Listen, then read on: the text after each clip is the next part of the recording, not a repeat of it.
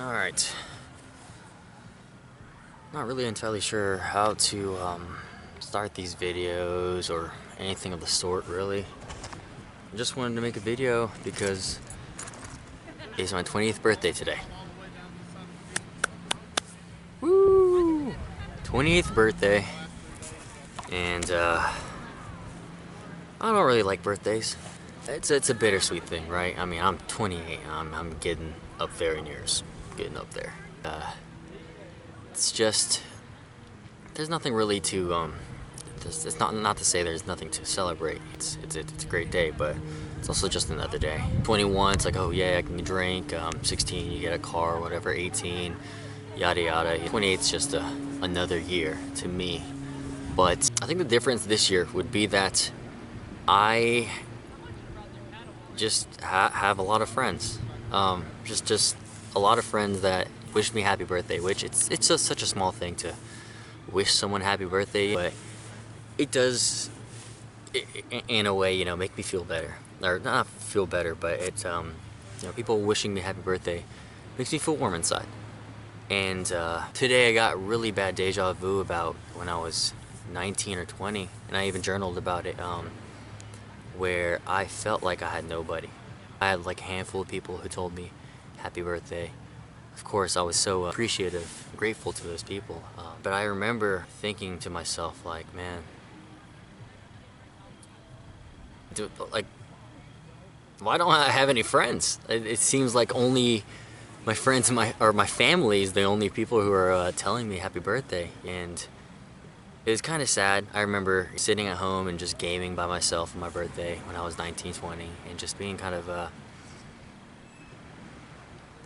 just depressed about it. I felt as if I was alone, and obviously I wasn't. I have a great family, a loving mother, a loving brother, sister, and father as well, but it just gets lonely because those are times where you wish you had people other than your family to celebrate with sometimes. But this year, I just had a lot of people tell me happy birthday, and I'm just so grateful.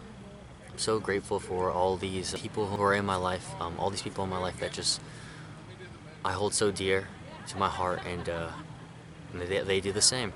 And it's such a comforting feeling knowing that I have so many people like that in my life. And I'm just so grateful. Grateful to make it to 28. Grateful to have so many people around me who care for me. It's a blessing.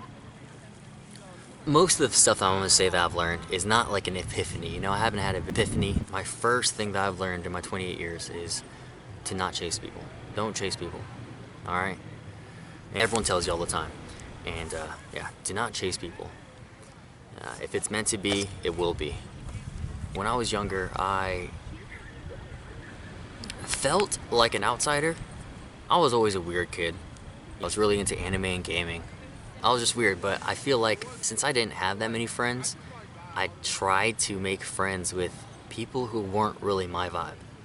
People who I wanted to be friends with, but they weren't necessarily people who, like, we didn't really intertwine personality-wise or just hobby-wise. And so I found myself in high school, middle school, doing things that I didn't really enjoy, or becoming someone who I didn't really enjoy just to try to fit in and try to make friends. I don't even hang out with those people anymore. I put many, many, many years into our friendship, and these are people that realistically, after I kind of grew out of whatever facade that I was putting up, I just kind of lost contact. And I think having relationships, deep relationships, is what life is all about. And the ones that really are for you are just going to find you. Like I said, if it's meant to be, it's meant to be. It's just how it works. If you chase something, it's gonna run away. If you kind of just let things be and attract, that's the way to go throughout any aspect of life. Whether it be relationships, friendships, all those things. It's just, you just gotta be patient. And don't chase things that are not for your best interest. Number 2 would be, don't sell yourself short.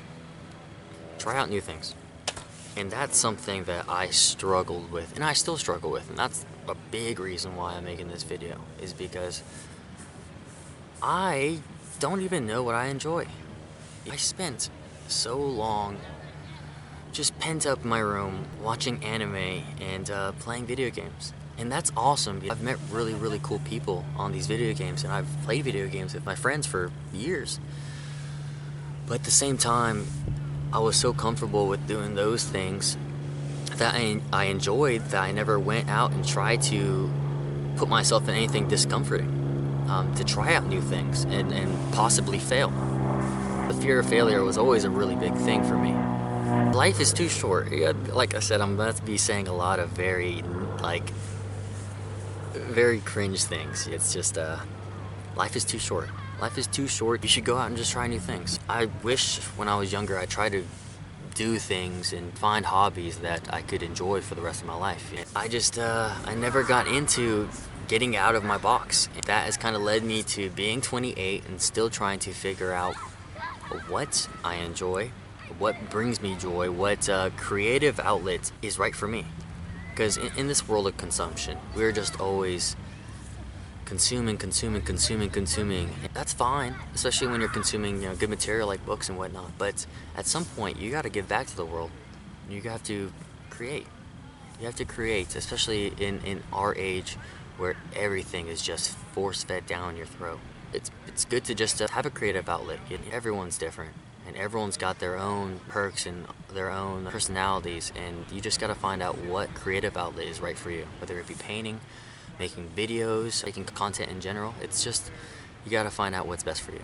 Number three is nobody cares what you're doing.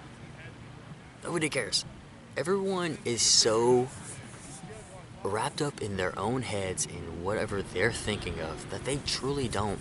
They may notice something that you do that's weird, but they're not going to remember it in a month, even a week. You just go embarrass yourself. Go embarrass yourself. I forget who said it, and I'm going to be stealing their quote because I love it so much, which is, embarrassment is an unexplored feeling. Go make a fool out of yourself. And that's just like, yeah. Where I live in a tourist town. So every week we have a different group of people who come down to visit. When I was a kid, I'd go out and try to get some girls, and I'd freak out, and I'd be embarrassed to go and mess up talking to these girls down here. I used to not go onto the dance floor because I can't dance. I can't dance for crap. I'm very, very bad at dancing. But now, I just don't care. I think it kind of attracts people because they see how bad I am at dancing, and they're like, hey, well, I can do that, and then they just attract you, and it's there's no need to be embarrassed about things. And embarrassment's just is a natural thing. It's a natural thing for us to feel, to stop us from doing silly things. But sometimes, doing those embarrassing things will lead to things that you would never expect. And my point is just go talk to that girl. Go dance on that dance floor. Go embarrass yourself. It's okay. It's okay to be embarrassed. No one's going to remember you going up to someone and getting rejected or whatever. They're going to remember if it worked out. And so that's just, go make a fool of yourself. And, wow. Look at that. Isn't that beautiful? Alright, so number 4 of the things I've learned is that you should focus on yourself. Focus on yourself and what you can control. And this is obviously another very cringe, obvious thing. That you should just control what you can control and focus on yourself. There's so much unexpected stuff going on that you can't control. And I feel like we as people lose sight of that, and we think about, oh my gosh, there's a war over here, there's people starving over here, this person said this about me, this person did this to me, and so people will do some messed up things, but realistically, can you control that? You cannot. And the only thing you really can control is how you react to it. That's something that I had a really hard time coming to terms with, because I used to be very much a control freak, whether it went to time, like people in my life, just trying to control every aspect of it so that I knew what to expect, that I wouldn't be let down or just anything of the sort. And it's very difficult to kind of roll with the punches. If someone does you wrong, you're gonna want to react, but At the end of the day, why would you stoop down to your enemy's level? Why waste time and energy on things that you have no control over, that you truly cannot do anything to change? These are all things that are going to happen whether you like it or not. And it's so much better to have control of your reaction, or even just realizing what you can or can't control. Because some things are like teeter-tottering on like, maybe I could control that by doing X, Y, and Z, but at the end of the day, you probably can't control it. If it's another person, you can't control them. All you can do is just focus on yourself. Focus on how you react, how you see things, and how you take things. And just build on that. Just build on that. It's a very, very difficult journey. And it's a very difficult practice. But that's why it's called practice. Because it takes practice. You should kill your expectations. Because your expectations of people, of events in your life are what disappoints you. This kind of ties into detachment and topics of that sort. It's very difficult to not put expectations on relationships and people in your life. Like, you would expect your parents to do something for you because they're your parents or yada yada yada, but at the end of the day, those expectations are almost like a chain that you have put on someone else. They don't even know about it. They don't know that you expect something, and then you get upset with them because they don't live up to your expectations. Not everyone's going to fit your expectations of them. You have to just accept that you cannot control other people, and they're not going to always do what you think they're going to do. It's unexpected, and it's just part of life. And lastly, this is one I really still struggle with, and it's don't let the past define you. Don't let the past define you, okay? I can relate to that just thinking about when I was in high school, or 19, 20, 21, where I was doing a lot of bad stuff, like some heinous stuff, criminal activity, bad stuff. And for a long time, I let that eat me up. I thought that I was just wrong, that I was not okay, that I was just bad. And that's not the case. That's not the case. Sure, I made some silly decisions. Some silly decisions that luckily I got through. But it's those silly decisions that have built me up into the person I am today. Just because I did those bad things in the past doesn't mean I'm a bad person. That took me a long time to wrap my head around. That I'm not bad. I just am a person who did some bad things. It's really hard to get over some of the stuff that's happened to you in the past, whether it be trauma or just the decisions you've made. It's difficult to forgive yourself and to dwell on the past. It's so simple for your mind to either worry about the future or dwell on the past rather than living in the moment. Every day is an opportunity to do something different, to be better. We are not Sisyphus. We're not cursed to push the boulder up the hill over and over and over again. That's madness. Every day is an opportunity to do better and to do something different and to just work towards your goal.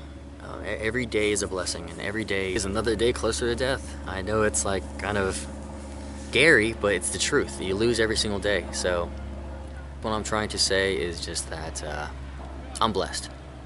I'm blessed to hit 28.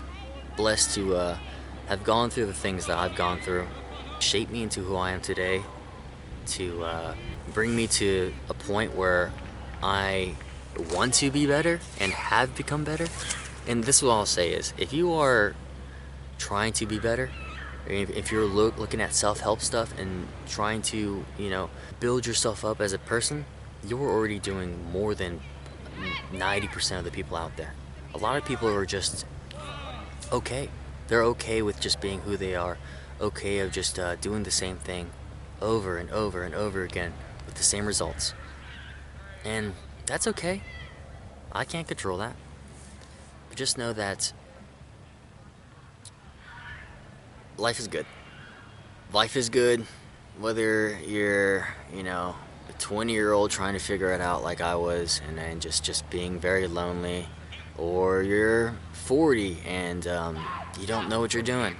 Like, you don't know if what you are doing now is what you enjoy doing. These are all just steps of life. And all I can really say is good luck. Good luck trying to figure it out, because I'm trying to figure it out too, But that's these are just a couple things that I have found that have really stuck with me throughout the years. And yeah, so thank you. Peace out. Let's get this on.